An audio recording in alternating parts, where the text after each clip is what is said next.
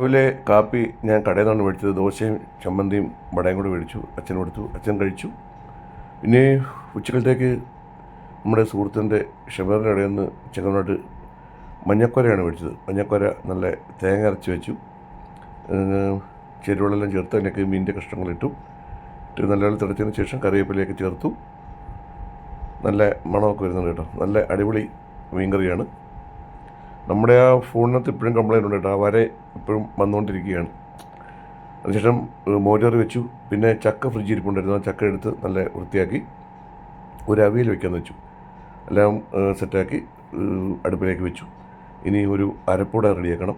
തേങ്ങയും കാന്താരി മുളകും ഒക്കെ ആയിട്ട് അരപ്പൂട റെഡിയാക്കി അരപ്പ് അതിലേക്ക് ചേർത്തു. അപ്പം നമുക്കന്ന് ചോറിൻ്റെ കൂടെ ചോറ്, ചക്കവിയൽ, മീൻകറി. പിന്നെ എൻ്റെ സുഹൃത്ത് ഗണേശൻ എനിക്ക് കുറച്ച് മാങ്ങ തന്നിട്ട്, കിളിച്ചുണ്ട മാങ്ങയാണ്. ആ മാങ്ങ ഉപ്പിലിട്ട് ഒരു ഭരണിയിലേക്കാക്കി. അപ്പോൾ മാങ്ങ എനിക്ക് ഭയങ്കര ഇഷ്ടമാണ്, അച്ചാർ. അപ്പം അച്ഛന് ഉച്ചയ്ക്ക് ചോറ്, അവിയൽ, മീൻകറി, മാങ്ങ. വെള്ളം കുടിച്ചാട്ട് മൊത്തം കുടിച്ചു കഴിഞ്ഞാൽ ചോറുണ്ടെന്ന് എങ്ങനെയാണ്? ഇനി കഴിക്കണം, ഇത് കഴിക്കണമെങ്കിൽ. നല്ല അടിപൊളി ചക്കവിയൽ, മീൻകറി, മീൻ ചെങ്ങവനായിട്ട് കടലവരം ഷെബറിൻ്റെ മീൻകറിയാണ് മേടിച്ചത്. മഞ്ഞക്കോര, അതെ, പുളിശ്ശേരി, മാങ്ങ ഉപ്പിലിട്ടത്. അമ്മയൊക്കെ പിന്നെ വരും, അച്ഛനും പിന്നെ വരും, അച്ഛനും അമ്മയൊക്കെ പിന്നെ വരും. അതൊക്കെ കഴിച്ചട്ടെ. മീനൊക്കെ എടുത്ത് കഴിച്ചോട്ടെ. നല്ല അടിപൊളി മീന.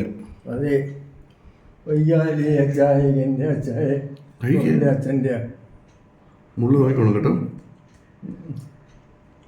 അതിൻ്റെതായിട്ടുണ്ട്. പിന്നെ അതിൻ്റെ ഗ്യാസ് അതിൻ്റെ ഇല്ല, അത്ര തന്നെ. തിന്നെടുത്ത് വെക്കും. കഴിച്ചു, ഞാൻ കഴിച്ചു. അത് പിടിച്ചാൽ കുഴപ്പമൊന്നും കഴിച്ചു. അതെ. അമ്മേ അമ്മേ അമ്മേ അമ്മേ. ഞാൻ ഇന്നലെ പ്രോഗ്രാം ഉദ്ഘാടനം കഴിഞ്ഞിട്ട് ഒരു 9 മണിയോട് വിട്ടികോലെത്തി. ഇന്നലെ അന്തിയൂർക്കോണത്തായിരുന്നു.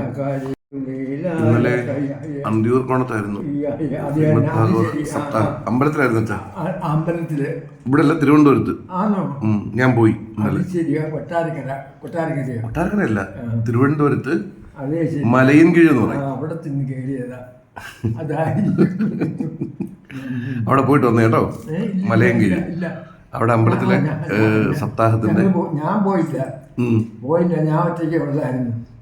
എൻ്റെ കയ്യിൽ ഉടുപ്പും മറ്റും മാത്രമൊന്നും ചക്കര ചെടിയല്ല, അതുകൊണ്ട് ഞാൻ അങ്ങോട്ട് പോയില്ല. അവിടെ അടുക്ക് മാറ്റി കുഴിച്ച് അവിടെ തന്നെ ഇട്ട് അത്രേ കഴിച്ചിട്ട്. അപ്പം അവിടെ ആയിരുന്നു സപ്താഹത്തിന്റെ ഇനോഗ്രേഷൻ ആയിരുന്നു. അപ്പം ഞാനായിരുന്നു. അപ്പം അത് കഴിഞ്ഞിട്ട് എനിക്ക് നേരെ തിരിച്ച് നമ്മുടെ സുഹൃത്തുക്കളുടെ പ്രോഗ്രാം ഉണ്ടായിരുന്നു. മറ്റേ കൊച്ചിൻ കലാരസ എന്ന് പറയുന്നത് നമ്മുടെ ടീം പത്തനംതിട്ട. എനിക്ക് ഭയങ്കര ഇഷ്ടപ്പെട്ട ഒരു ടീമാണ് അവർ. അവരുടെ പ്രോഗ്രാം ഇതുവരെ സ്റ്റേജ് ഷോ നേരിട്ട് കണ്ടിട്ടില്ല. അങ്ങനെ കാണാനൊരു ആഗ്രഹം. അങ്ങനെ ഞാൻ അവിടുന്ന് ഇത് കാണാൻ വേണ്ടിയിട്ടാണ് അവിടുന്ന് ഞാനൊരു 5:45 ഇപ്പോൾ ഇറങ്ങി. 6 മണിയോടുകൂടി ഇറങ്ങി 9:00 ഇവിടെ എത്തി. അപ്പോൾ നമുക്ക് അന്തൂർകോണത്തെ കുറെ വീഡിയോസ് ഞാൻ കാണിക്കാം. ഇവിടെ അമ്പലത്തിലെ കാണിക്കട്ടെ? അല്ല, അമ്പലത്തിലെ വീഡിയോസ് ഞാൻ കാണിക്കട്ടെ ആൾക്കാരെ, നമ്മുടെ സുഹൃത്തുക്കളെ കാണിക്കട്ടോ? അച്ഛൻ പറ, കാണിക്കണോ? അപ്പം അന്തൂർകോണത്തെ ഞാൻ വീഡിയോസ് കാണിക്കാം. ോണം ശ്രീ സുബ്രഹ്മണ്യ സ്വാമി ക്ഷേത്രത്തിലെ തൃക്കല്യാണ മഹോത്സവത്തോടനുബന്ധിച്ച് 2026 മാർച്ച് 29-ാം തീയതി വൈകുന്നേരം 4 മണിക്ക് നടക്കുന്ന സാംസ്കാരിക സമ്മേളനത്തിൽ വിശിഷ്ട അതിഥിയായി എത്തും. ഈ ഫംഗ്ഷന് പോയത് ഞാനും എൻ്റെ സുഹൃത്ത് സമ്പത്ത് സാർ കൂടിയായിരുന്നു. അവിടെ ചെന്നപ്പം മലയൻകീഴ് എൻ്റെ സുഹൃത്താണ്, അവിടുത്തെ SHO രാകേഷ് സാർ ഇപ്പം ഇലക്ഷനായിട്ട് അവിടെ വന്നതാണ്. അപ്പം രാകേഷ് സാറിനെ സ്റ്റേഷനിൽ പോയി സാറിനെയും കണ്ടു. അതിനുശേഷം ഞാനും സമ്പത്ത് സാറും കൂടി നേരെ നീറോട്ടുകോണം ശ്രീ സുബ്രഹ്മണ്യ സ്വാമി ക്ഷേത്രത്തിലെ ഈ ഉത്സവത്തിനോടനുബന്ധിച്ച് അവിടെ എത്തി. സജിയണ്ണനാണ് എന്നെ വിളിച്ചത്, അതുപോലെ തന്നെ ശ്രീകുമാർ ഏട്ടനും. ഇവരാണ് എന്നെ ഈ ഒരു പ്രോഗ്രാമിന് ക്ഷണിച്ചത്. ശ്രീമദ് ഭാഗവത സപ്താഹയജ്ഞത്തിൻ്റെ തുടക്കമാണ്. അതിൻ്റെ ഒരു നിലവിളക്ക് കൊളുത്താനാണ് എന്നെ വിളിച്ചത്. എൻ്റെ ഉദ്ഘാടനം ഇതൊക്കെ നമ്മുടെ ജീവിതത്തിൽ കിട്ടുന്നൊരു ഭാഗ്യമാണ്. ഒരു കലാകാരൻ എന്ന നിലയിൽ വളരെ സന്തോഷം ഈ ഒരു ക്ഷേത്രത്തിൻ്റെ ഈ ഒരു ചടങ്ങിന് വേണ്ടി പങ്കെടുത്തത്. ഒരുപാട് യജ്ഞാചാര്യന്മാരും ഒരുപാട് സാമൂഹിക രംഗത്തെ പ്രമുഖരും എല്ലാവരും ഉണ്ടായിരുന്നു. വളരെ നല്ലൊരു ക്ഷേത്രമാണ്. തിരിച്ചും ഗ്രാമ അന്തരീക്ഷമുള്ളൊരു സ്ഥലമാണ് കേട്ടോ. മലയൻകീഴ് അന്തിയൂർക്കോണം നീരോട്ടുകോണം സുബ്രഹ്മണ്യ സ്വാമി ക്ഷേത്രം. ഇവിടുത്തെ ഉത്സവവും സപ്താഹവും തോടനുബന്ധിച്ചിട്ടുള്ള ഫംഗ്ഷനാണ്. ഏകദേശം ഒരു 4:45 കൂടി ഈ പ്രോഗ്രാമെല്ലാം ഇവിടെ സ്റ്റാർട്ട് ചെയ്തു. അതിനുശേഷം എനിക്ക് തിരിച്ച് വെട്ടിക്കവലയിലോട്ടാണ് വരേണ്ടത്. ഞാൻ അന്ന് വെട്ടിക്കവലയിൽ ചെങ്ങമനാട് ഒരു പ്രോഗ്രാമുണ്ട്. എൻ്റെ പ്രോഗ്രാമല്ല, നമ്മുടെ സുഹൃത്തുക്കളുടെ ഒരു പ്രോഗ്രാമുണ്ട്. അത് കാണാൻ വേണ്ടിയിട്ടാണ് എനിക്ക് അവിടെ പോകണം. അവിടെ യജ്ഞാചാര്യന്മാർക്കുള്ള ഓരോ ദക്ഷിണയൊക്കെ കൊടുത്തു. അതിനുശേഷം കമ്മിറ്റി ഭാരവാഹികൾ എന്നെ ഒരു പൊന്നാടയിട്ട് ആദരിക്കുകയുണ്ടായി. ഒരു മൊമെൻ്റെയും എനിക്ക് നൽകുകയുണ്ടായി. ഏകദേശം ഒരു 6 മണിയോട് കൂടി ഈ ചടങ്ങുകളെല്ലാം അവിടെ കഴിഞ്ഞു. ഇനി നേരെ വെട്ടിക്കവലേക്ക്. പ്രിയ ഭക്തജനങ്ങളെ, ഞാൻ ഇറങ്ങുകയാണ്. കാരണം എനിക്കിനി കൊട്ടാരക്കര വെട്ടിക്കൽ വരെ പോകണം. 2.5 മണിക്കൂർ ഡ്രൈവ് ചെയ്യണം. അതുപോലെ ഞങ്ങളുടെ അവിടുത്തെ തൊട്ടടുത്ത അമ്പലത്തിൽ ഉത്സവമാണ്. അവിടെ 9 മണിയാകുമ്പോഴത്തേക്ക് എത്തണം. അപ്പോൾ എല്ലാവരോടും യാത്ര വയ്ക്കുകയാണ്. എല്ലാവർക്കും ഉത്സവാശംസകളും നേരുന്നു.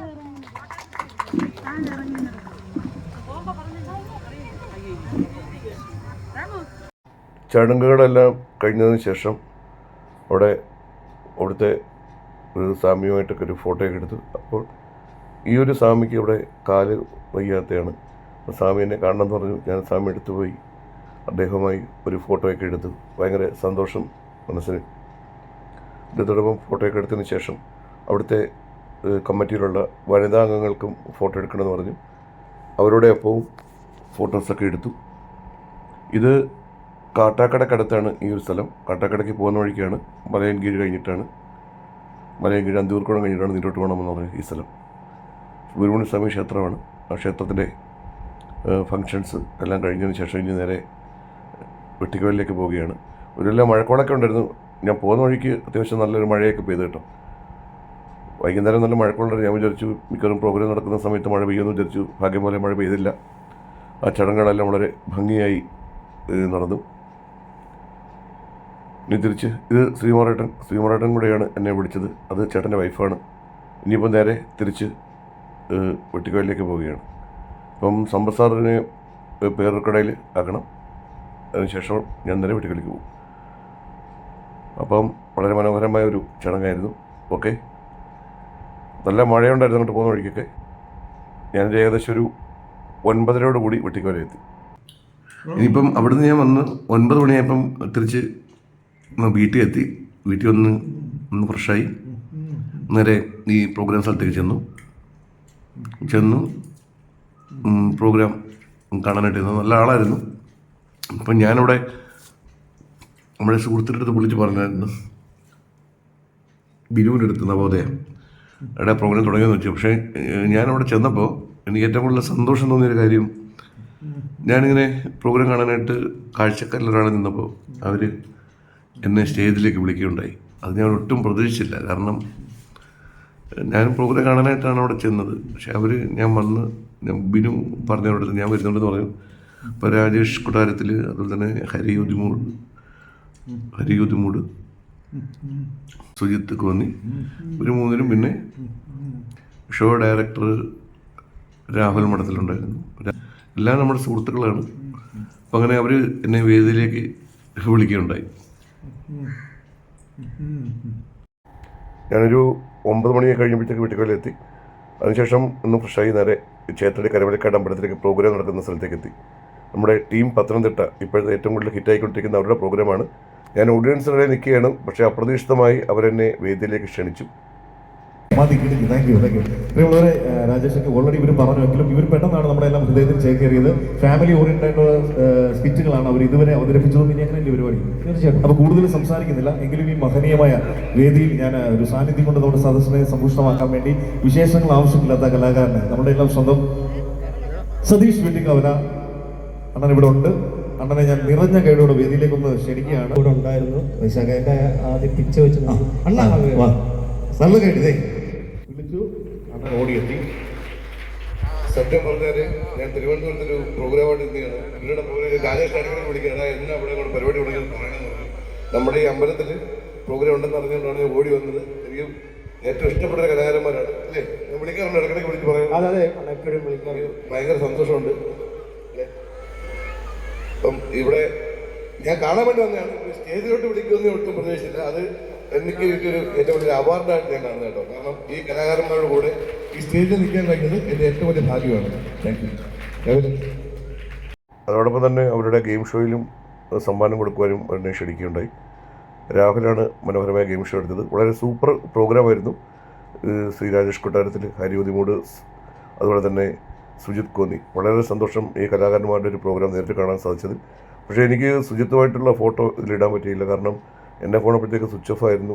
ആ ഫോട്ടോ വേറെ ഒരു സുഹൃത്തിൻ്റെ ഫോണിലാണ് എടുക്കേണ്ടി വന്നത്. പക്ഷേ ആ ഫോട്ടോ കിട്ടിയില്ല. അപ്പം സുജിത്തിൻ്റെ ഫോട്ടോ മാത്രം മിസ്സായിപ്പോയി. കൊച്ചിൻ കലാരസിയുടെ വളരെ മനോഹരമായ ഒരു പ്രോഗ്രാം കാണാൻ അവസരമുണ്ടായി.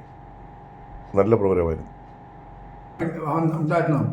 ഇന്നലെ പ്രോഗ്രാം കാണാൻ പോയി പറഞ്ഞ അച്ഛാ, ഇന്നലെ ഞാൻ പ്രോഗ്രാം കാണാൻ പോയില്ല രാത്രി. അത് ഞാൻ പറഞ്ഞ മറ്റേ പാത്രമൊക്കെ കുറവായിരിക്കും. പാത്രം എവിടാ? അവിടെ ഇല്ലിട്ടിരിക്കുന്നു. പണിക്കിടത്തിൻ്റെ പണിക്കിടത്തോ? പണിക്കിടത്തിൻ്റെ അല്ല, മറ്റേ അമ്പലപ്പത്തിൻ്റെ ചക്ക എല്ലാം എടുത്തു. അത് ചന്തിലല്ല, ചന്തയും ഉണ്ട്. ചന്തയോ? ചന്ത എവിടെ? നമ്മളെ പിന്നെ ഇതിവിടുന്ന് അങ്ങോട്ട് ചെല്ലുമ്പോൾ അവിടെ ചെല്ലുമ്പോൾ ഗേറ്റിൻ്റെ അവിടെ ഉണ്ടല്ലോ, അവിടെ നിലയിലിരിക്കുമ്പോൾ എന്ന് പറഞ്ഞാൽ അവിടെ 3-4-5 ആൾക്കാർ കാണും അവിടെ. കാരണം അതിൻ്റെ പ്രയാസങ്ങൾ എല്ലാത്തിനും അവർ ചെയ്തോളൂ, അത് നല്ലോണം ചെയ്തോളൂ, നല്ലപോലെ ചെയ്യുകയും ചെയ്യും. അതെ. നമ്മുടെ ആ ഫോണിന് കംപ്ലൈൻറ്റ് മാറുന്നില്ല. ആ വര ഇങ്ങനെ വീണുകൊണ്ടിരിക്കേണ്ട. ചില സമയത്ത് മാറും, ചില സമയത്ത് വരും. അത് ശരി. നമ്മുടെ ഫോണിന് കംപ്ലൈൻറ്റ് പറ്റി, അത് ശരി. ക്യാമറയ്ക്ക്. അതെ. അപ്പം അങ്ങനെയുള്ള പരിപാടി പ്രശ്നങ്ങളാ. കഴിക്കേ. അതെ.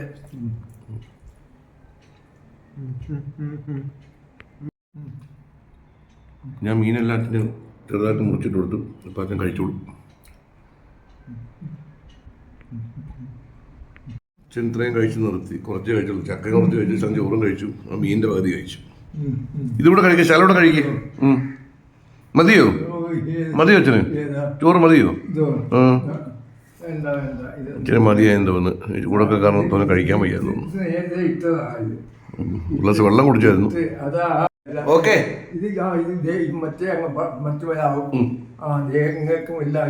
ഓക്കെ, മറ്റൊരു വീഡിയോ ആയിട്ട് നമുക്ക് വീണ്ടും കാണാം. ഓക്കെ അച്ഛാ. ഓക്കെ.